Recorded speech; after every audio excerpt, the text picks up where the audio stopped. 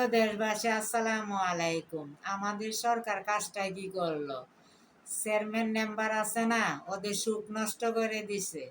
Chairman member যদি জনগণের সেবা ভালো করে না দিতে পারে, তাহলে ওদেরকে অবসরণে পাঠাইবে। তাহলে সরকার কাজটা ভালো করে নাই, ভালো করছে, বুঝছেন? এই মেম্বার চেয়ারম্যান হলো সবচেয়ে খারাপ। ওরা তাকে সবসময় গম আর চাল চুরি করার চিন্তা। ওরা কখনোই দেশের জনগণ রে কোনো ভালো কাজ করে দেয় না।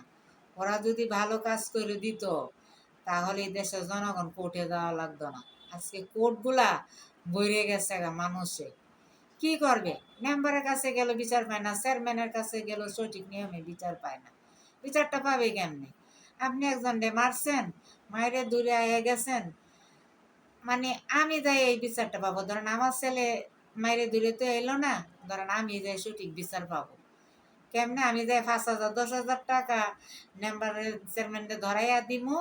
ওই যে লোক গুলা গেছে বিচার নিয়ে, ওরা কোনো বিচার পাবে না।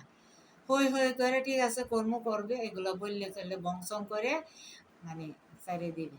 তখন এই লোকটা বিচারটা কার কাছে পাবে? মেম্বারের কাছেও পাইল না, চেয়ারম্যানের কাছেও পাইল না, বাড়ি ঘরের মানুষের কাছেও পাইল না। তখন সঠিক নিয়মে বিচারটা যখন পায় না, তখন এই মানুষগুলা কোর্টে যাইতে বাধ্য হন, কোর্টে যায়।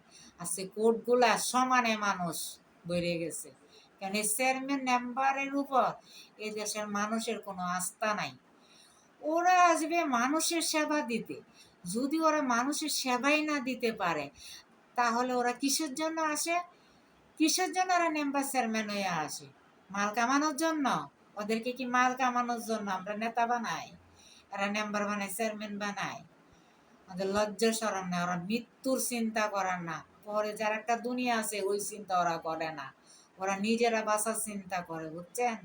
সবাই ভালো থাকবেন।